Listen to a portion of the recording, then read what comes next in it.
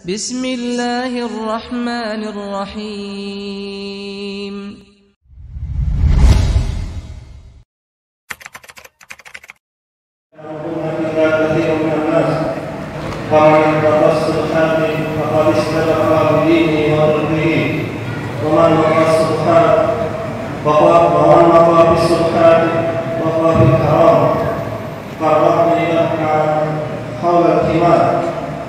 يوصي أن يرجع فيه ألا وإن لكل ملك حمار ألا وإن حمى الله محارمه ألا وإن في الجسد مضغة إذا صلحت صلح الجسد كله وإذا فسد الجسد كله ألا وهي القلب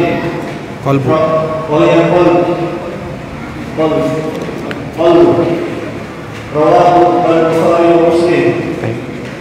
الحديث الثاني الحديث السابع عن أبي عبيدة التميمي بن أوس الداري رضي الله عنه أن النبي صلى الله عليه وسلم قال: الدين النصيحة كل لمن قال لله ولكتابه ولرسوله ولأئمة المسلمين وعامتهم.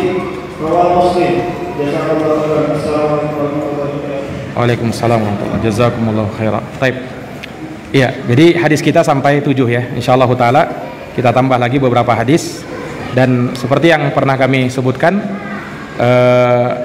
bagi yang ingin menyetor ya bisa ke 5 orang yang kemarin kami tunjuk ya, bisa disetorkan ke situ. Bagi para ummahat juga, bagi para akhwat, kalau pengen dapat ijazah ya hadis arba'in, syaratnya menyetorkan hafalannya. Silahkan setorkan ke ummahat yang lain dan nanti dipersaksikan ya. Insyaallah taala kami juga berikan ijazah nanti untuk para akhwat atau ummahat yang menghafalkan hadis arba'in an-nawawiyah. Nah, bismillah, alhamdulillah, wassalatu wassalamu ala rasulillah wa ala alihi wa sahbihi wa mawalah. Amma ba'd, ikhwani fiddin wa akhwati fillah, a'azani Allah wa iyyakum. Kita masuk pada hadis yang ke-8, al-hadisus samin. Kata beliau, an Ibni Umar radhiyallahu taala anhuma qala Rasulullah sallallahu alaihi wasallam, umirtu an uqatilan nasa hatta yashhadu an la ilaha illallah wa anna muhammadan rasulullah wa yuqimus salata wa yu'tuz zakata fa idza fa'alu dhalika asamu minni dima'ahum wa amwalahum illa bihaqqil islam wa hisabuhum 'ala Allahi. Rawahul Bukhari wa Muslimun. Dari Ibnu Umar, semoga Allah meridhai keduanya. Ibnu Umar maksudnya Abdullahi Ibnu Umar Ibnil Khattab. Iya, beliau dan bapaknya kedua-duanya adalah sahabat dari sahabat Nabi sallallahu alaihi wasallam. Nah, beliau berkata, Rasulullah sallallahu alaihi wasallam pernah bersabda, umirtu, aku diperintahkan, an uqatilan nasa, untuk memerangi manusia, hatta yashhadu an la ilaha illallah, sampai mereka bersyahadat, bersaksi bahwa tidak ada yang berhak disembah kecuali Allah, wa anna muhammadan rasulullah, dan bahwasanya Muhammad adalah utusan Allah, wa yuqimus salata, mereka menegakkan salat, wa yu'tuz zakata, menunaikan zakat, fa idza fa'alu dzalika asamu minni dima'ahum wa amwalahum, apabila mereka melakukan hal tersebut maka terjaga dariku harta dan darah-darah mereka, illa bihaqqil Islam, kecuali dengan hak Islam, wa hisabuhum 'alallahi ta'ala, dan hisab perhitungan amal mereka itu diserahkan kepada Allah Subhanahu wa ta'ala ya. Menyebutkan bahwasanya suatu hari Nabi kita Muhammad sallallahu alaihi wasallam hendak menyerahkan bendera perang kepada seorang laki-laki, yang laki-laki tersebut cirinya rajulun yuhibbullaha wa rasulah wa yuhibbuhullahu wa rasuluh, dia cinta kepada Allah dan Rasulnya, dan Allah dan Rasulnya pun cinta kepada dia. Yaftahullahu ala yadayh, Allah akan membukakan kemenangan melalui kedua tangan orang tersebut. Umar bin Khattab ketika disebutkan hal itu, maka beliau berangan-angan agar beliaulah orangnya. Dan beliau menyebutkan bahwa aku tidak pernah berangan-angan untuk menjadi seorang pemimpin kecuali di hari itu saja.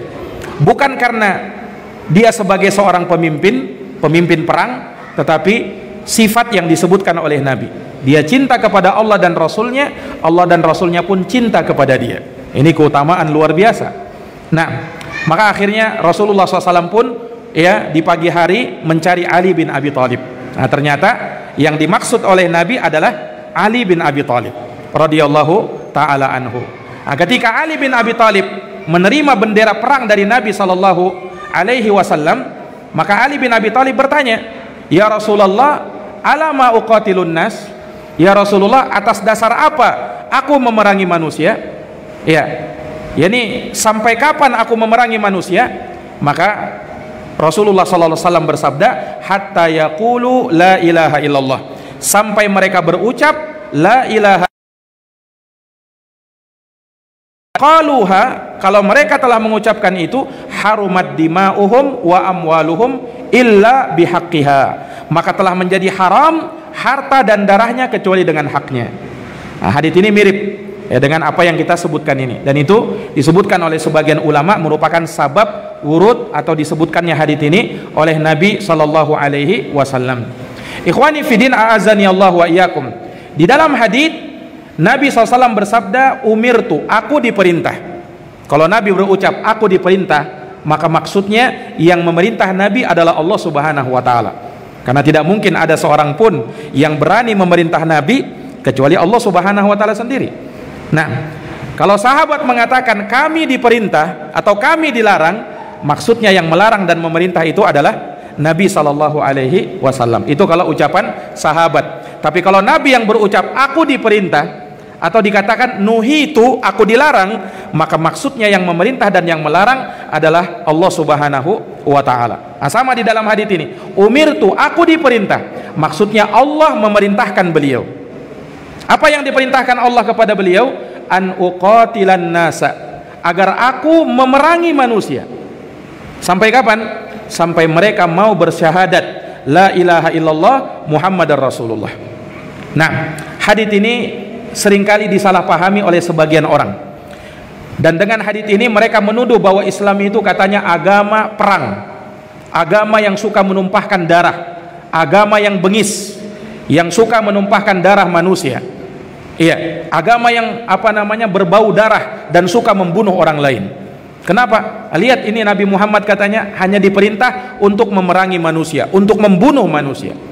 Nah, ini orang tidak baca hadisnya sampai selesai dan tidak membaca bagaimana rahmat Islam ketika memerangi manusia dan ketika berjihad melawan manusia. Di dalam Islam memang ada syariat jihad, berperang kepada orang-orang kafir. Tetapi jihad yang diterapkan di dalam Islam adalah jihad yang sebenar-benarnya jihad. Ada ketentuan dan syaratnya. Orang yang diperangi pun bukan sembarang orang kafir.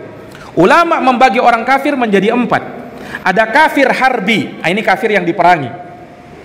Ada kafir musta'min, ini kafir yang dia hidup atau datang ke dalam negeri kaum muslimin dan dia mendapatkan jaminan keamanan. Kemudian ada kafir mu'ahad, yaitu orang kafir yang antara kita dengan dia ada janji, ada perjanjian untuk tidak berperang dalam kurun waktu yang telah disepakati. Ini tidak boleh diperangi. Bahkan Nabi SAW menyebutkan orang yang memerangi kafir mu'ahad, man qatala mu'ahadan falam yarih raihatal jannah. Barang siapa yang membunuh kafir seperti itu, maka dia tidak akan mencium baunya surga. Membunuh orang kafir tidak cium bau surga. Kenapa? Orang kafir yang tidak boleh dibunuh. Jadi tidak semua disapu rata semua orang kafir harus dibunuh. Tidak. Kemudian ada kafir zimmi, orang kafir yang hidup di tengah kaum muslimin dan dia hidup dengan membayar upeti dan pajak pada setiap tahunnya kepada pemerintah kaum muslimin. Ini pun kafir yang tidak boleh untuk diperangi. Jadi yang boleh diperangi bukan kafir musta'min, bukan kafir mu'ahad, bukan kafir zimmi. Nah, itulah kafir harbi. Nah, itulah yang diperangi. Dan ketika memeranginya pun ada ketentuan dan syaratnya. Harus punya wilayah, harus punya kekuatan. Makanya Rasulullah sallallahu alaihi wasallam ketika berada di Makkah, apakah Nabi diperintahkan berperang? Belum, ya kan? Bahkan diperintahkan oleh Allah untuk bersabar, tahan tangan-tangan kalian. Padahal Nabi ini, bukan Allah Subhanahu wa Ta'ala tidak mampu untuk membantu Nabi, tapi kenapa? Demikianlah syariat jihad itu. Nabi belum punya kekuatan yang penuh ketika itu, dan belum punya wilayah kekuasaan, makanya dilarang berjihad. Ketika Nabi SAW berhijrah ke Madinah, sudah punya negara ketika itu, yaitu kota Madinah, dan sudah menyusun kekuatan. Iya, barulah Allah Subhanahu wa Ta'ala perintahkan untuk berjihad.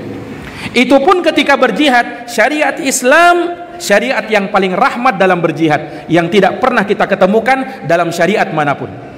Di dalam jihad, Rasulullah melarang untuk membunuh anak-anak, Rasulullah melarang untuk membunuh perempuan, Rasulullah melarang untuk membunuh orang yang sudah tua renta, Rasulullah melarang untuk melakukan mutilasi.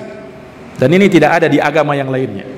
Kalau di agama yang lainnya, kalau disuruh berperang, dimutilasi, anak-anak dibunuh, wanita juga dibunuh, orang tua renta dibunuh. Di dalam Islam tidak boleh seperti itu. Nah, ini ikhwani fiddin azani Allah wa iyyakum. Dan ada ketentuan dan syarat yang lain yang kalau kita pelajari betul-betul rahmat ya Islam ini, dan tidaklah menegakkan jihad fi sabilillah kecuali untuk menebarkan rahmat kepada seluruh alam semesta. Bukan artinya Islam itu suka dengan darah, berbau darah, mau perang, mau membunuh, tidak. Nah, ada ketentuan dan ada syaratnya. Nah, inilah yang tidak dipahami oleh kebanyakan kaum teroris, kaum khawarij, yang mereka melakukan jihad, bukan jihad sebenarnya, tapi itu perbuatan jahat. Ya, perbuatan jahat. Nah, bukan dari jihad fi sabilillah sama sekali. Orang yang meninggal dari mereka bukan orang yang mati syahid. Ya, sama seperti orang yang melakukan bom bunuh diri. Ini dari mana? Tidak ada Islam mengajarkan hal yang demikian. Nah, kemudian setelahnya melakukan hal tersebut kemudian bersembunyi, akhirnya yang menjadi sasaran adalah kaum muslimin, masyarakat sivil yang diperangi. Jihad apa yang mereka lakukan? Ini sama sekali bukan perbuatan jihad, tapi itu kejahatan. Makanya tepat kalau mereka dinamakan sebagai kaum teroris. Nah, walaupun kita juga tidak menutup mata bahwasanya teroris yang paling besar adalah orang-orang kafir itu sendiri, yang justru memerangi kaum muslimin, yang mengadu domba di antara kaum muslimin. Tapi tidak kita pungkiri juga ada di antara umatul Islam yang punya pemahaman yang menyimpang, yang salah di dalam memahami agama Allah Subhanahu wa Ta'ala, sehingga punya pemikiran-pemikiran teroris seperti itu. Nah, ini para hadirin yang dirahmati dan dimuliakan oleh Allah. Perhatikan, Nabi SAW diperintahkan oleh Allah untuk memerangi manusia sampai kapan? Hatta yashhadu an la ilaha illallah, sampai mereka bersyahadat la ilaha illallah. Syahadat tidak dinamakan syahadat kata para ulama kecuali sampai terpenuhi 3 syarat. Yang pertama, harus disertai dengan ilmu. Wa ma alimna wa ma syahidna illa bima alimna. Tidaklah kami bersyahadat kata Allah kecuali sesuai dengan apa yang kami ketahui. Kemudian yang namanya syahadat harus diyakini. Tidak mungkin orang bersaksi bersyahadat kemudian dia tidak yakin. Kemudian yang namanya syahadat harus diucapkan dengan kejujuran. Ada orang bersyahadat tapi dia tidak jujur dalam syahadatnya, maka persaksiannya akan ditolak, syahadatnya akan ditolak. Apalagi kalau yang dia persaksikan itu adalah persaksian yang terbesar, yaitu la ilaha illallah, yang dipersaksikan oleh Allah, dipersaksikan oleh para malaikat, dipersaksikan oleh orang-orang yang berilmu. Syahidallahu annahu la ilaha illahu wal malaikatu wa ulul ilm qaiman bil qist la ilaha illa huwal azizul hakim. Allah bersyahadat, Allah bersaksi bahwa tidak ada yang berhak disembah kecuali Dia. Para malaikat bersaksi dan orang-orang yang berilmu juga ikut bersaksi. Apa yang dipersaksikan? Tidak ada yang berhak disembah kecuali Allah Subhanahu wa Ta'ala. Ini la ilaha illallah. Kemudian apa? Wa anna Muhammadar Rasulullah, dan bahwasanya Muhammad adalah utusan Allah. Ini 2 syahadat yang tidak mungkin berpisah. Syahadat la ilaha illallah mewakili keikhlasan. Syahadat Muhammad Rasulullah mewakili ittiba, mutaba'ah li Rasulillahi sallallahu alaihi wasallam, yang mana 2 hal tersebut, ikhlas dan mutaba'ah, merupakan syarat dari diterimanya amal ibadah yang kita kerjakan. Amal ibadah apapun kalau tidak ikhlas dan tidak mutaba'ah, maka amal tersebut tidak mungkin diterima oleh Allah Subhanahu wa Ta'ala. Dan itu terkandung di dalam 2 kalimat syahadat la ilaha illallah Muhammadar Rasulullah. Nah, kemudian kata Nabi, bukan sembarang sholat, tetapi kamu tegakkan salat dengan sebenar-benar salat, karena salat ini adalah amududdin, tiang agama. Rasulullah pernah bersabda, ra'sul amril Islam wa amuduhus salah wa dirwatu sanamihil jihad. Pimpinan segala urusan adalah Islam, tiangnya adalah salat, dan puncaknya adalah jihad fi sabilillah. Orang yang meninggalkan salat dengan sengaja dia tinggalkan, dan dia bermalas-malasan di dalam meninggalkannya, dan secara totalitas, maka hukumnya kafir, keluar daripada Islam. Menurut pendapat yang terkuat dari pendapat para ulama rahimahumullahu ta'ala, orang yang meninggalkan sholat dengan malas, karena malas secara totalitas, ingat catatannya secara totalitas, maka dia kafir, keluar daripada Islam. Kata para ulama, tidak ada satupun amalan yang kalau ditinggalkan itu amalan menyebabkan orangnya kafir kecuali sholat. Ini sholat tidak boleh main-main. Makanya disifatkan seperti tiangnya agama. Coba kalau kita membangun bangunan tidak ada tiangnya, apa yang terjadi? Roboh itu bangunan. Sama dengan keislaman kita. Kalau tidak kita tegakkan sholat, maka roboh bangunan Islam kita. Maka tidak ada Islam bagi orang yang tidak sholat. Nah, berbeda kalau dia masih bolong-bolong sholatnya, ini tidak dikafirkan. Tetapi cukuplah kata para ulama, orang yang meninggalkan sholat, dosanya tidaklah lebih ringan, ya, daripada orang yang mencuri dan berzina. Nauzubillah. Artinya orang yang meninggalkan sholat fardu itu lebih berat dosanya daripada orang yang mencuri dan berzina. Jangan main-main dalam dalam urusan sholat. Nah, para sahabat memandang tidak ada dosa, tidak ada suatu amalan yang kalau ditinggalkan pelakunya bisa kafir kecuali sholat. Makanya benarlah apa yang disabdakan oleh Nabi sallallahu alaihi wasallam, al-ahdu bainana wa bainahumus shalah faman tarakaha faqad kafar. Perjanjian antara kami, kata Nabi, dengan orang-orang kafir, dengan orang-orang musyrikin adalah salat. Siapa yang meninggalkan salat, maka dia telah kafir kepada Allah Subhanahu wa taala. Nah, kemudian kata Nabi, wa yu'tuz zakah, dan mereka menunaikan zakat. Ini selalu digandengkan antara salat dengan zakat. Kenapa ikhwani fiddin? Sebab amalan badan yang paling utama adalah salat. Sementara di antara amal harta yang paling utama adalah menunaikan zakat. Adalah menunaikan zakat. Dan zakat itu dari perkara yang bisa mensucikan jiwa kita dan mensucikan harta kita. Allah Subhanahu wa taala tidak wajibkan zakat kecuali terpenuhi dua syaratnya. Sebagian ulama menambah syarat yang ketiga. Yang pertama harus mencapai nisabnya, dan yang kedua harus berlalu haulnya. Karena Nabi bersabda, la zakata hatta yahula alaihil haul. Tidak ada kewajiban zakat sampai berlalu 1 tahun. Ya, ini berputar selama satu tahun. Makanya tidak ada yang namanya zakat profesi, tidak ada zakat per bulan. Iya, yang ada hanya sedekah, yang ada hanya infak. Kalau mewajibkan harus bayar zakat tiap bulan sesuai dengan profesinya, ini bid'ah kata para ulama. Nah, karena diantara syarat wajibnya zakat adalah haul, dan itu yang disepakati oleh para ulama. Nah, kemudian diantara syarat yang ketiga yang juga disebutkan oleh sebagian para ulama, dia punya harta tersebut dengan milkut tam, kepemilikan yang sempurna, bukan kepemilikan yang berserikat. Artinya kalau harta itu milik bersama, maka tidak ada zakat padanya. Harus dikeluarkan dulu, harus diberikan dulu satu persatu, baru ada zakatnya. Nah, ini para hadirin yang dirahmati dan dimuliakan oleh Allah. Perhatikan, Nabi sebutkan 3 ini: syahadat, salat, dan zakat. Nabi tidak sebutkan puasa, dan Nabi tidak sebutkan apa? Nabi tidak sebutkan haji. Para ulama memberikan beberapa penafsiran. Ada yang mengatakan boleh jadi ketika itu puasa dan haji belum diwajibkan oleh Allah. Dan sebagian mengatakan bahwasanya disebutkan syahadat, salat, dan zakat karena ini yang paling pentingnya. Dan sebagian lain menyebutkan bahwa 3 ini mewakili untuk yang lainnya. Maksudnya apa? Termasuk di dalamnya adalah puasa, dan termasuk di dalamnya adalah haji. Tidak disebutkan dua hal tersebut karena sudah dipahami. Tentunya kalau orang sudah sholat, orang sudah zakat, nanti di bulan Ramadan dia harus puasa. Nanti kalau tiba bulan haji dia mampu untuk berhaji, maka dia wajib haji. Nah, makanya tidak disebutkan 2 hal tersebut. Nabi sebutkan 3 ini.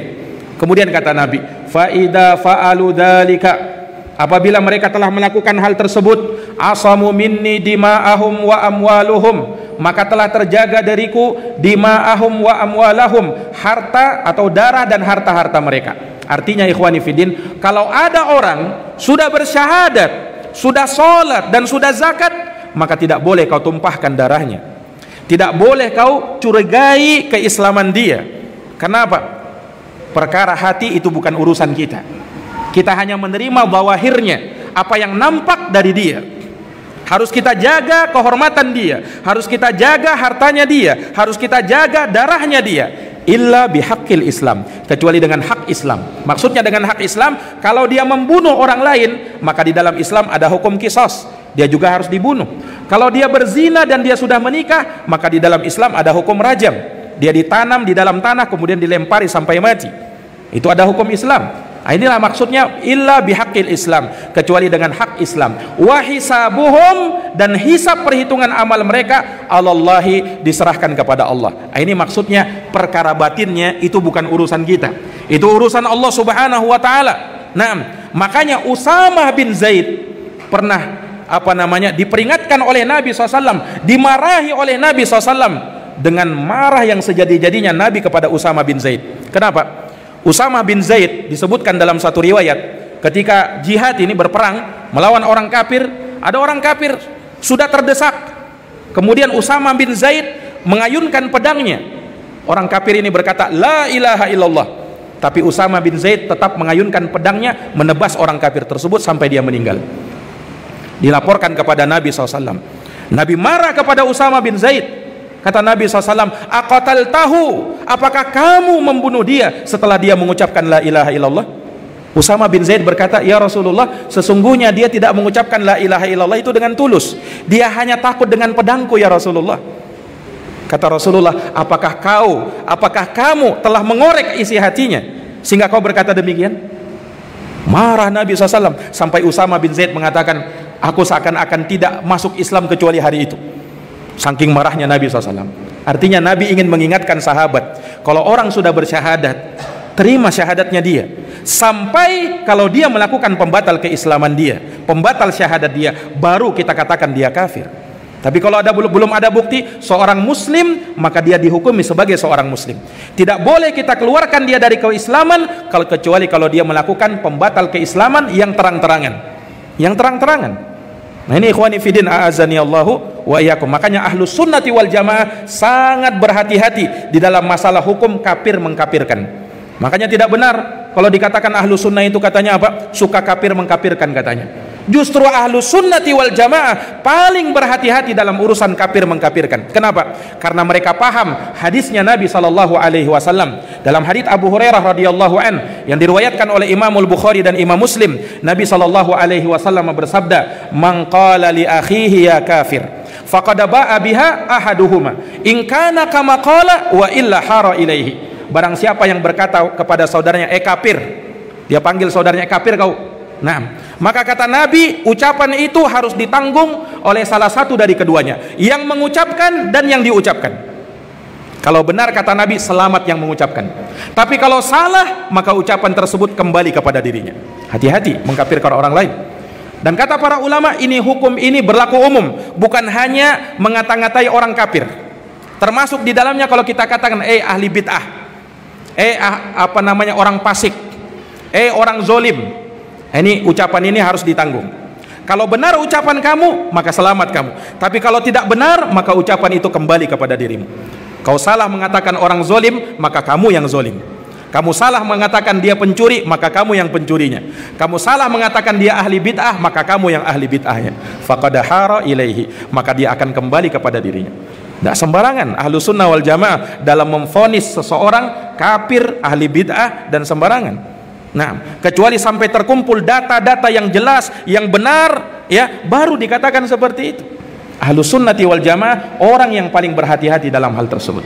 Nah, ini para hadirin yang dirahmati dan dimuliakan oleh Allah. Kata beliau, rawahul Bukhari dan Muslim. Hadis ini diriwayatkan oleh Imamul Bukhari dan Imam Muslim. Taib. Hadis yang ke-9. Kata Imam Nawawi rahimahullahu taala. Taib. Al-haditsut tasi', hadis yang agak cepat karena kita mengejar ini. Nah, kalau tidak cepat nanti tidak selesai. Ini baru hadis 9. Kita masih ada 33 hadis lagi. Nah, al-haditsut tasi' an Abi Hurairah Abdurrahman bin Sakhar ad-Dausi yuhadditsu annahu sami'a Rasulullah sallallahu alaihi wasallam yaqulu. Mungkin ada sebagian konteks agak berbeda lafadznya ya. Tidak masalah. Yang penting hadisnya tetap sama. Nabi bersabda, "Ma nahaitukum anhu fajtanibu wa ma amartukum bihi fa'tu minhu mastata'tum fa inna ma ahlakal ladina min qablikum kasratu masailihim wa ikhtilafuhum ala anbiya'ihim." Rawahul Bukhari wa Muslim. Hadis yang ke-9 dari sahabat Abu Hurairah radhiyallahu an. Abu Hurairah diperselisihkan para ulama nama beliau siapa. Bahkan Al-Hafidz Ibnu Hajar menyebutkan ada 30 pendapat namanya Abu Hurairah. Siapa namanya Abu Hurairah itu? 30 pendapat sampai para ulama. Nah, yang paling masyhurnya Abu Hurairah bernama siapa? Abdurrahman. Bapaknya namanya Sakhar. Dia dari suku Daus, makanya Ad-Dausi Al-Yamani. Itu Abu Hurairah radhiyallahu an. Beliau dikenal dengan kunyahnya Abu Hurairah. Hurairah artinya kucing betina yang kecil. Abu Hurairah.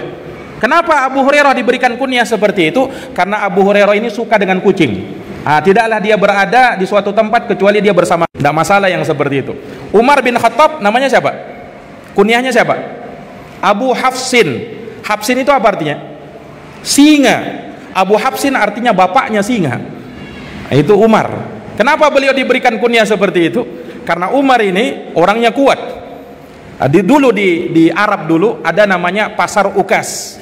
Di pasar itu dilakukan pertandingan gulat. Umar juara bertahannya.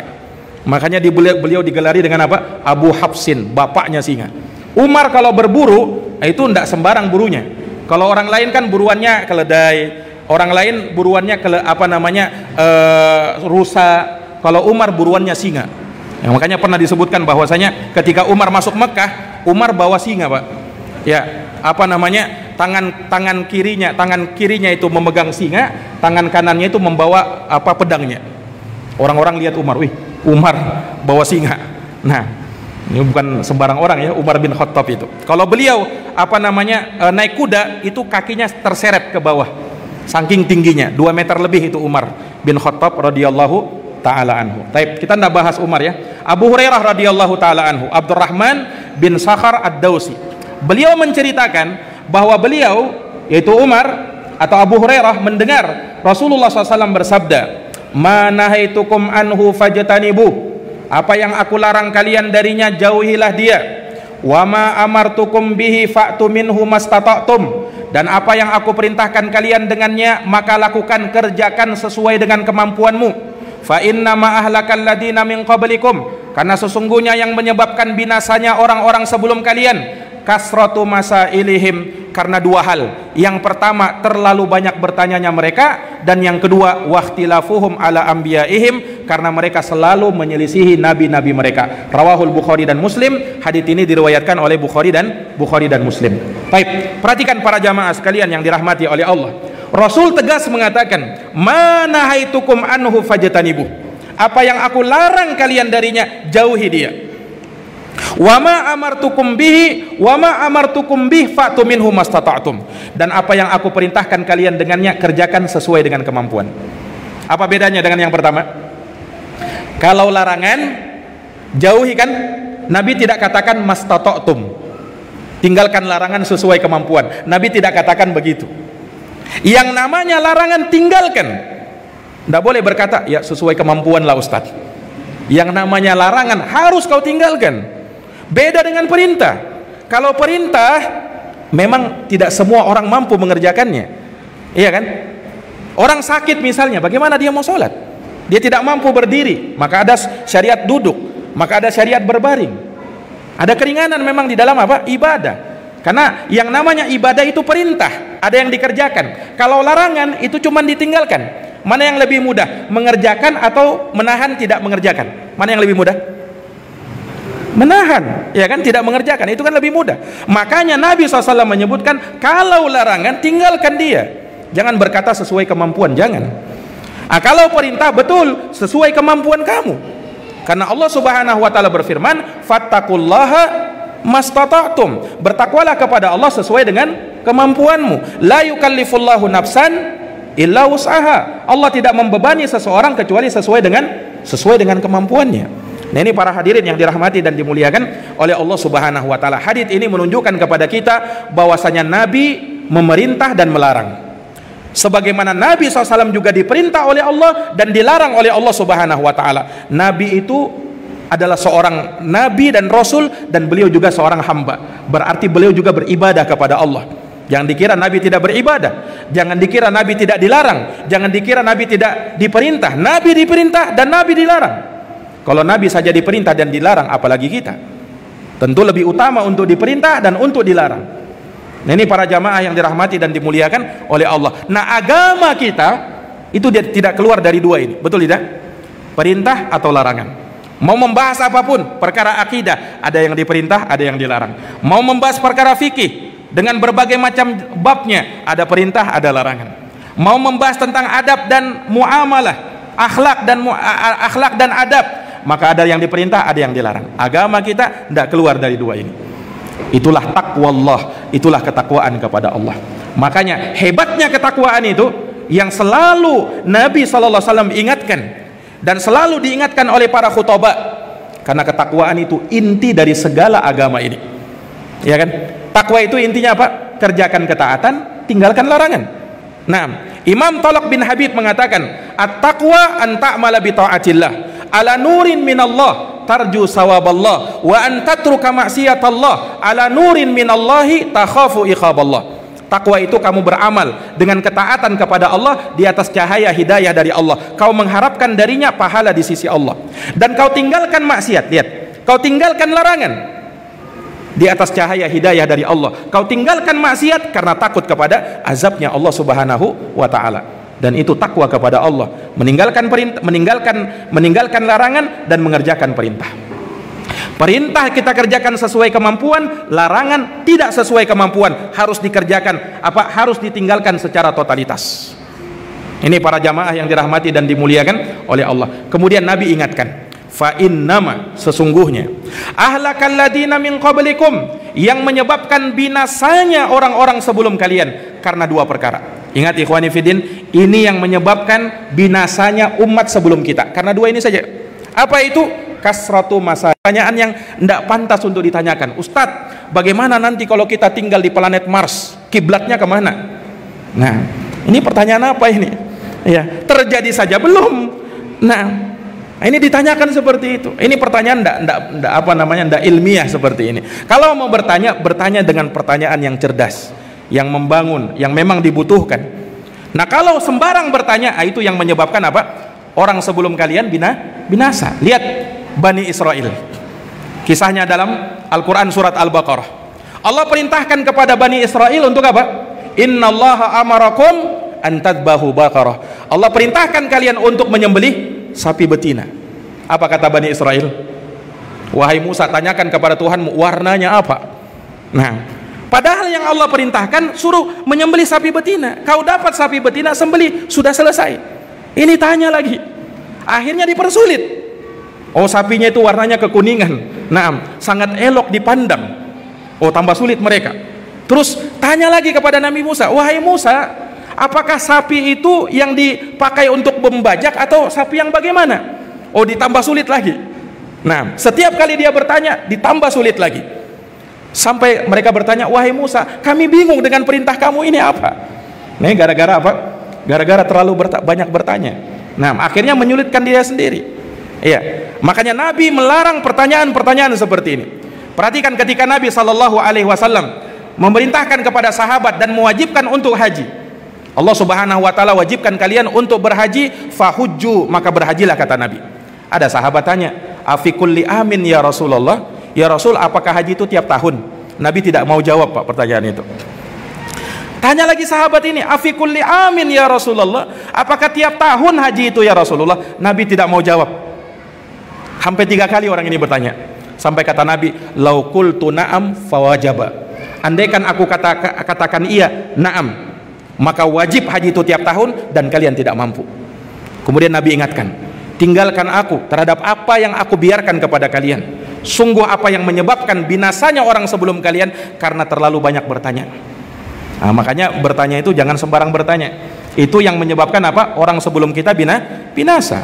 Nah, ini para hadirin yang dirahmati oleh Allah. Yang kedua, wakhtilafuhum ala anbiyaihim, karena mereka selalu saja menyelisihi para nabi mereka.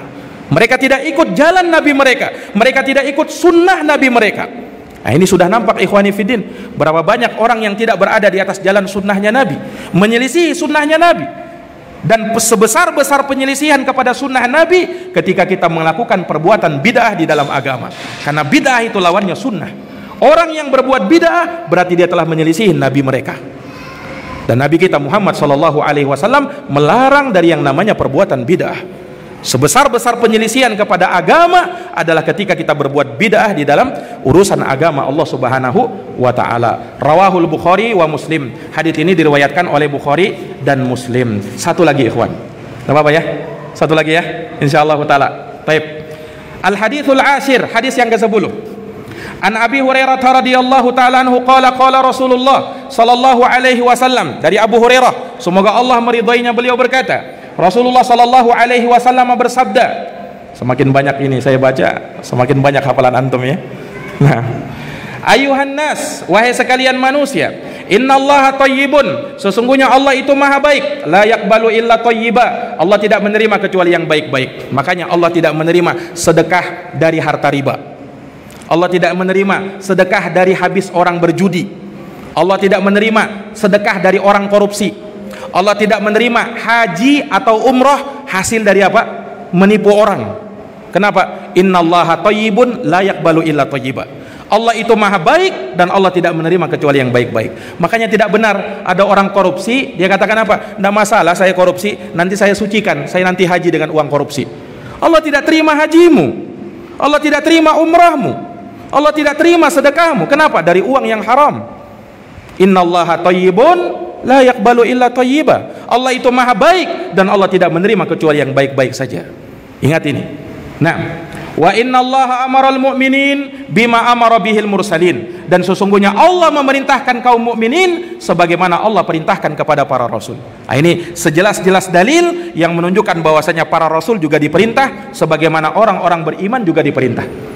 Faqala, maka Allah berfirman, ya ayyuhar rusul, wahai sekalian para rasul, kulu minat thayyibat, makanlah yang baik-baik, wa'malu sholiha, dan kerjakanlah amal soleh. Inni bima ta'maluna alim, karena sesungguhnya aku tahu apa yang kalian kerjakan. Perhatikan perintah Allah kepada para rasul, makan yang baik-baik dan lakukan amal soleh.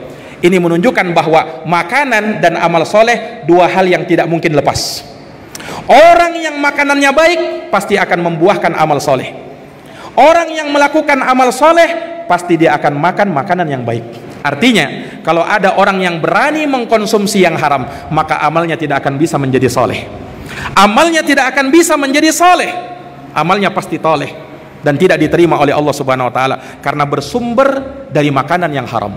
Nauzubillahi min dzalik. Maka jangan sampai berani-berani bersentuhan dengan apa?